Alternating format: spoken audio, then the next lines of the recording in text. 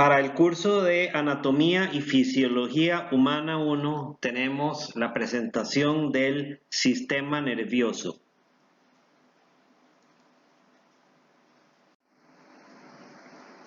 Esta es una imagen del sistema nervioso que está hecho por nervios. Su propósito es la conducción de señales eléctricas y químicas.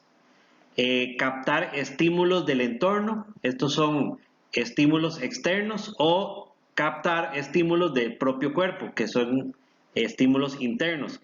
Y también el propósito es generar una respuesta, que la respuesta puede ser dar movimiento al cuerpo, producir sustancias, dar reflejos, el movimiento de órganos, el latido cardíaco, la respiración, el sudor, o, por ejemplo, generar entendimiento en el cerebro. En esta imagen tenemos una neurona y sus partes, sus prolongaciones. En este ejemplo, por ejemplo, tenemos el cuerpo de la neurona a la izquierda en morado con su núcleo en el centro del citoplasma. Tenemos algunas prolongaciones que son las dendritas, que esas generalmente reciben información, y tenemos la prolongación axón, que es la más larga, que esa generalmente envía información. El axón viene recubierto por mielina, que esto ayuda a mejorar la transmisión. La mielina se interrumpe cíclicamente en los nodos de Ramvier y el axón termina en su propia terminal. La célula de Schwann es la célula que engloba al axón y que es la que produce la mielina.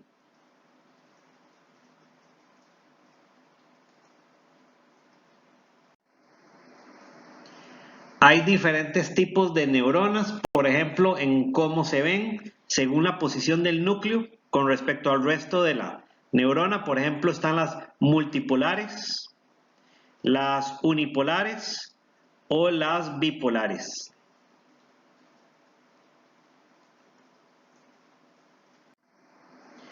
En esta diapositiva podemos ver la diferencia entre un nervio aferente y el nervio eferente. Por ejemplo, el nervio aferente es el que recoge información y el nervio eferente es el que envía información. Por ejemplo, aquí el aferente recoge información de la piel y el eferente envía información a un músculo. Estos dos nervios se vinculan, en este ejemplo, en la médula espinal, a veces por un tercer nervio que integra información. El eferente envía orden, por ejemplo, en esta imagen, a músculos o a glándulas o a otras neuronas. En la médula espinal o en otros sitios existe este sistema de asociación que lo que hace es integrar la información. Algunos tipos de nervios aferentes son los nociceptivos, que recogen información de dolor, termorreceptores, que recogen información de temperatura, fotorreceptores, información de luz, quimiorreceptores, información química, o mecanorreceptores, información mecánica de movimiento, y los nervios propioceptores, que tienen que ver con la posición del cuerpo.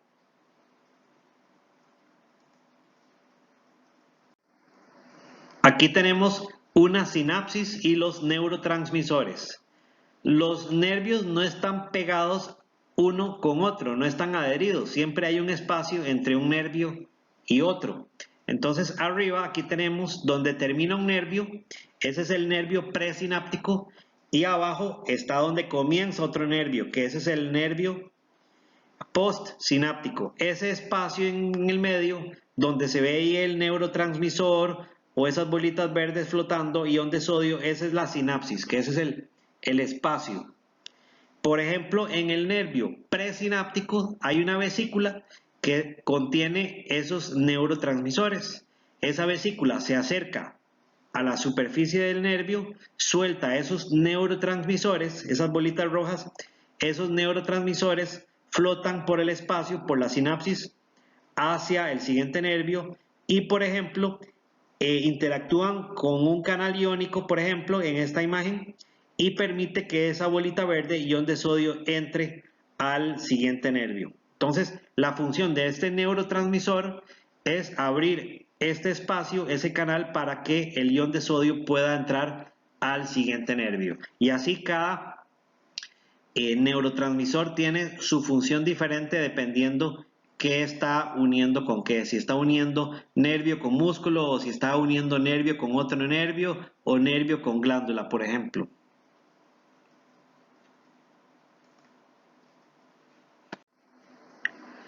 Aquí tenemos lo que se define como potencial de acción o potencial de reposo. Esto tiene que ver con el voltaje que tiene los nervios. Tienen que tener un voltaje para, por medio de cambios eléctricos, mandar una información. En la primera imagen arriba tenemos el potencial de membrana, que quiere decir la carga eléctrica del nervio. Generalmente está en menos 70 milivoltios, que esa es la línea azul, menos 70. Cuando se genera un potencial de acción, desde menos 70 sube a 0 y luego llega hasta más 30, y entonces es cuando se genera una acción. Eso es como se ve la imagen de arriba, el cambio del voltaje en milivoltios. Entonces se genera el potencial de acción y luego vuelve a ser menos 70. ¿Esto qué quiere decir? En el nervio propiamente dicho, ahí tenemos un nervio en la imagen de abajo con cómo cambia según el tiempo. Inicialmente, cuando está en menos 70, adentro del nervio está negativo, por eso son esos signos de negativo, y afuera del nervio está positivo. Ese es un potencial de reposo, estar en menos 70. Cuando se va a generar el potencial de acción, ese segmento del nervio deja de ser negativo y se convierte en positivo, y afuera se convierte en negativo.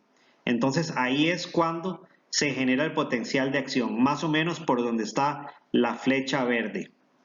Entonces, como esa parte del nervio se hace positivo, que antes era negativo, es cuando cambia el voltaje de nervio desde menos 70 a más 30. Eso se llama despolarización. Una vez que ocurrió este potencial de acción, donde pasó de menos 70 a más 30, vuelve otra vez el voltaje a menos 70. ¿Cómo se vuelve al voltaje original?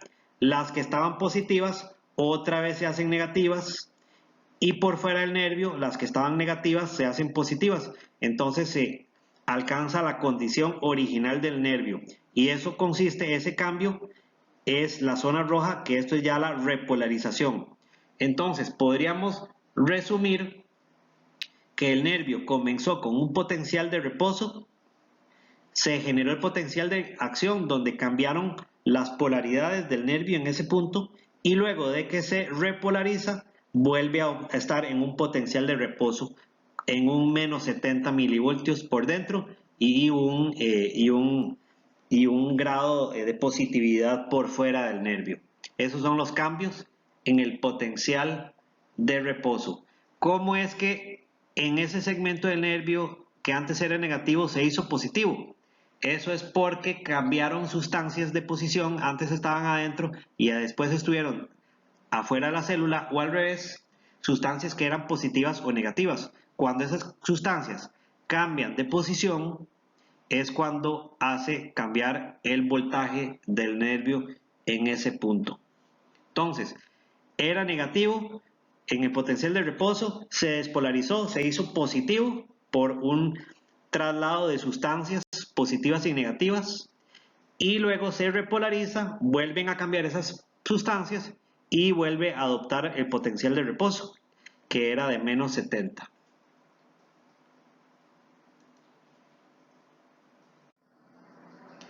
Esta es otra imagen donde tenemos el potencial de reposo, donde comienza en milisegundos en el tiempo, estaba en menos 70. Cuando, digamos, ahí se generó un estímulo, el nervio se despolariza, cambia el voltaje y ya no va a tener menos 70 de voltaje, va a tener un más 40 en la imagen. Entonces ahí se genera una acción Una vez que se despolariza, llega a ese potencial de acción que ya está en más 40, se genera algún efecto en el cuerpo y el nervio se repolariza y vuelve a llegar a 70, a menos 70 o a menos incluso. Ahí hay un periodo refractario que es un momento en que el nervio, aunque vuelva a recibir un estímulo nuevo, no va a despolarizarse de nuevo. Entonces, el nervio estaba en menos 70, se despolarizó, llegó a más 40, se repolarizó, volvió a estar en menos 70, incluso bajó a menos 80, menos 90, menos 100. En ese periodo refractario, aunque llegue un estímulo nuevo, no se va a volver a despolarizar. Y luego llega al estado de reposo normal, donde ahí sí puede llegar un estímulo nuevo y despolarizarse de nuevo.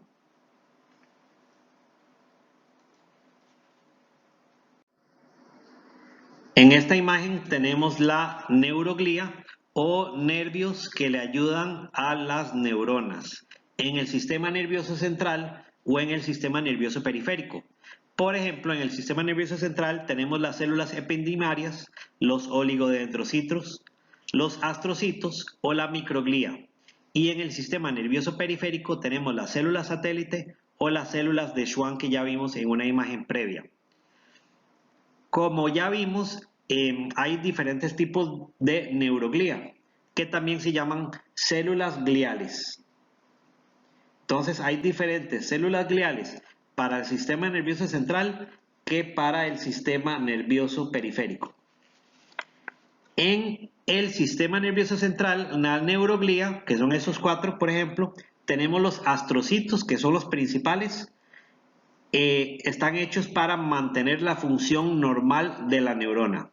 Están los oligodendrocitos, que son sostén y dan unión a las neuronas y hacen mielina para el sistema nervioso central, hacen mielina. Están las células ependimarias, que forman el líquido cefalorraquídeo, que eso es un agua que envuelve al cerebro y al resto del sistema nervioso central. Y tenemos a la microglía, que hacen sustancias que se llaman factores de crecimiento y que protegen de daño a las neuronas. En el sistema nervioso periférico tenemos otras células, por ejemplo, las células satélite, que dan soporte físico, dan protección y nutrición para ganglios nerviosos, y tenemos las células de Schwann, que hacen mielina, como los oligodendrocitos hacen mielina para el sistema nervioso central, las células de Schwann hacen mielina para el sistema nervioso periférico.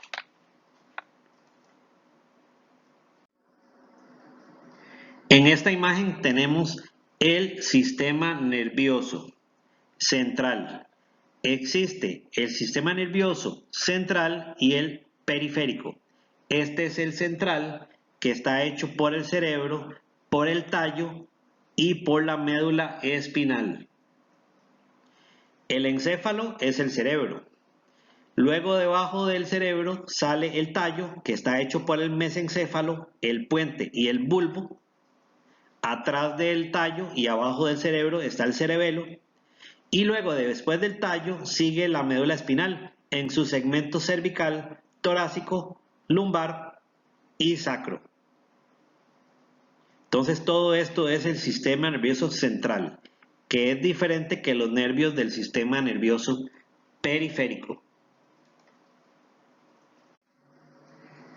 Aquí tenemos el sistema nervioso central en rosado, cerebro, tallo, cerebelo y médula espinal, y luego todos los demás nervios que salen de este rosado son el sistema nervioso periférico, que son todos los nervios que salen al cuerpo, que ahí están de color amarillo.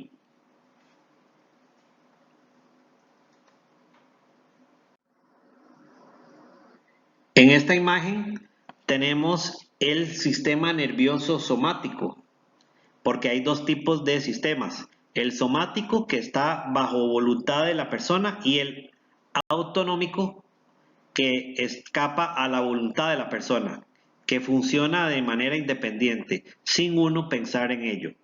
Por ejemplo, en este caso, sistema nervioso somático, que es el que uno controla, o es voluntario o sirve para reflejos. En la imagen, la persona tocó con su dedo una púa o una astilla de una flor, esa corriente sensitiva en azul viaja hacia la médula espinal, ahí se recibe el estímulo, ahí se genera una integración y manda por otra neurona a la derecha una corriente motora al músculo para que el músculo se contraiga, el brazo se retire y ya no siga percibiendo ese dolor.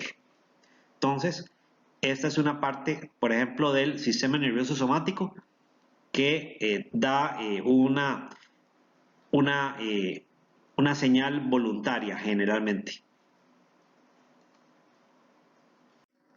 También tenemos el sistema nervioso autónomo, que eso es automático, autónomo, no está bajo el control de cada persona. Y este se divide en sistema nervioso simpático o parasimpático o intestinal o entérico. Entonces son tres. El autónomo se divide en simpático, en parasimpático y en intestinal o entérico. El parasimpático y el simpático envían neuronas a diferentes órganos, por ejemplo, al iris del ojo, a la glándula lagrimal, al corazón, al pulmón, al estómago y así. El simpático hace algunas acciones y el parasimpático hace otras acciones que generalmente son las opuestas al simpático.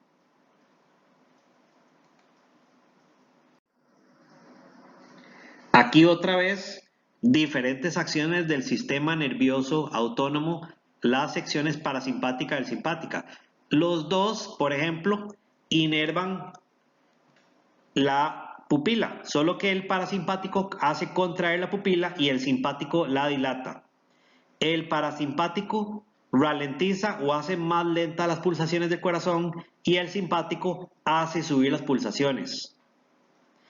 El parasimpático, por ejemplo, estimula mayor actividad intestinal y el simpático disminuye la actividad intestinal.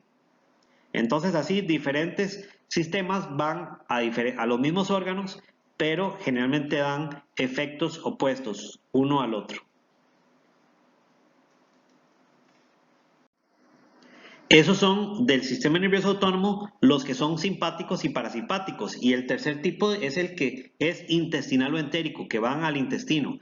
Son plexos nerviosos del intestino. En esta imagen podemos ver, por ejemplo, el plexo de Meissner o el plexo mientérico de Auerbach, que tiene que ver con el movimiento del intestino, que puede ser esófago, puede ser colon, puede ser intestino delgado, puede ser estómago.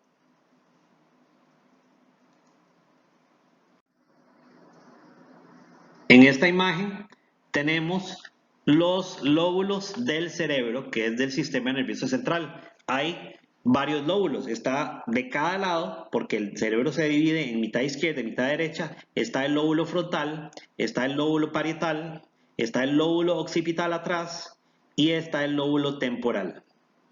También aquí podemos ver el cerebelo en morado y la parte que sale para abajo, al recordar en amarillo, ese es el tallo del cerebro.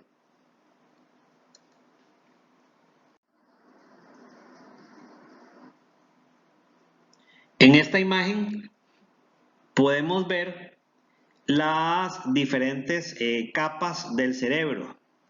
A la izquierda se ve un corte del cerebro y a la derecha cómo se vería el corte si el cerebro se viera de medio lado. Entonces se ve que hay un hemisferio a la izquierda y un hemisferio a la derecha. El cerebro se parte en dos mitades, una izquierda y otra derecha. En cuanto a capas, la capa más de afuera, más superficial, es la corteza cerebral, que está hecha, llámese sustancia gris porque es más oscura, que son nervios. Y está por dentro sustancia blanca, que son más nervios con sus axones. Entonces, hay diferentes capas. Eso es la corteza cerebral, que es la sustancia gris principalmente. Y a recordar que son dos hemisferios cerebrales. Ambos hemisferios se pasan información de un lado al otro, de la izquierda a la derecha, por una zona que se llama el cuerpo calloso.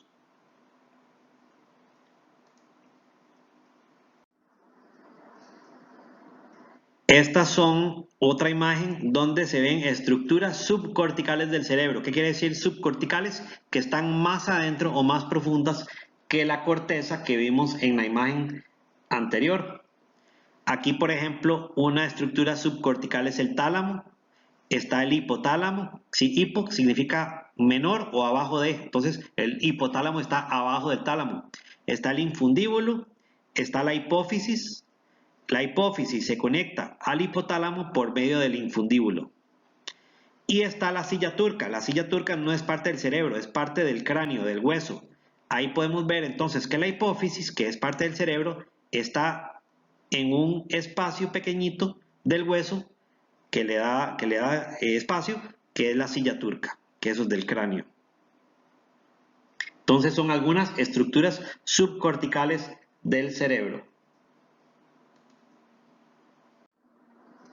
El cerebelo está atrás en lo que el cerebro, sus lóbulos, tienen que ver con el entendimiento, con generar emociones, con generar voluntad. El cerebelo tiene que ver con la posición o con el equilibrio, por ejemplo. El cerebelo está abajo y atrás del cerebro, también se divide en dos lóbulos y adelante del cerebelo está el tallo cerebral. Otras funciones del cerebelo también está, aparte de los movimientos o el equilibrio, está también la postura y el aprendizaje motor. El tallo está debajo del cerebro y adelante del cerebelo. Esto comunica el cerebro con el resto de la estructura de la médula espinal. Entonces, el tálamo es parte del cerebro. Luego comienza el tallo, que es el cerebro medio o mesencéfalo, el puente y el bulbo. Y debajo del bulbo es donde comienza la médula espinal. De el tallo es donde salen pequeños nervios, todo esto dentro de la cabeza, que son los pares craneales. Ahí se ve algunos pares craneales pequeñitos que son unos tubitos verdes que salen del tallo cerebral generalmente. El tallo cerebral es el más necesario para la vida, no tanto la corteza, porque del tallo cerebral depende, por ejemplo, la respiración o los latidos del corazón, o el dormir o el estar despierto, o el estar soñando, o la respiración de manera automática. De esto depende más la vida que del cerebro. En esta imagen podemos ver los diferentes pares craneales que en su mayoría salen del tallo. Entonces son 12 pares craneales. El olfatorio, hay uno de cada lado. El olfatorio tiene que ver con el olfato. El óptico tiene que ver con la visión, va cada ojo. El 3, el 4 y el 6, el oculomotor, el troclear y el abducens tiene que ver con los movimientos del ojo. Ahí nos brincamos el 5, es el trigémino, tiene que ver con la sensibilidad de la cara. Luego viene el facial, que eso es movimientos de la cara. Luego viene el 8, vestíbulo coclear, uno de cada lado, ese va para el oído, tiene que ver con la audición y con el equilibrio. Ese es el número 8. Luego viene el número 9, el glosofaringio, tiene que ver con la sensibilidad de la lengua. El 10, el vago, tiene que ver con los latidos del corazón y la respiración. El 11, accesorio, tiene que ver con movimiento de ciertos músculos del cuello y la cabeza. Y el hipogloso, el número 12, tiene que ver con los movimientos de la lengua.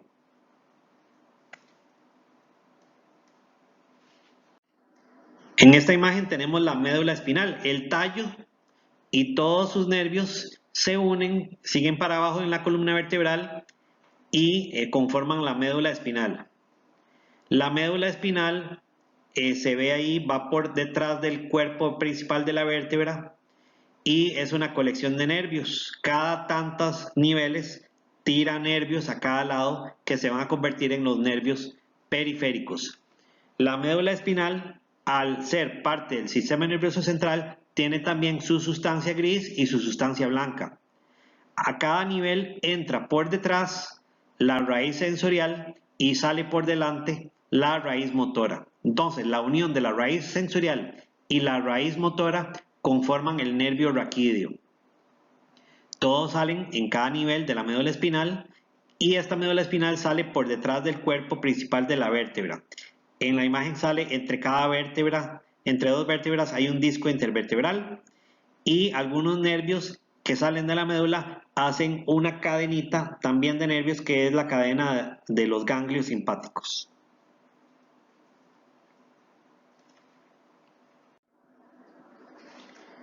Otra imagen de la médula espinal, la médula sale del tallo, pasa por sus secciones cervicales, torácicas y lumbar. En cada nivel cambia un poco la conformación de la médula espinal. Al recordar de la imagen pasada, la médula espinal entra por detrás, la raíz posterior, los nervios que reciben información.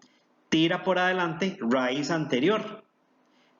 Cuando ese raíz posterior se une en ese mismo nivel con la raíz anterior, es cuando forman el nervio periférico. Entonces, a diferentes altitudes, ya sea cervical o torácico, se puede ver o lumbar, se puede ver la médula espinal. En cada nivel recibe por detrás los nervios raíces posteriores, que generalmente es de sensibilidad o recibir información, y adelante manda la raíz anterior, que generalmente es motora. Entonces, esta es la conformación de la médula espinal, que es sistema nervioso central. Cada vez que tira un nervio anterior o recibe una raíz posterior, todos esos que salen a cada lado amarillos, esos son los nervios del sistema nervioso periférico.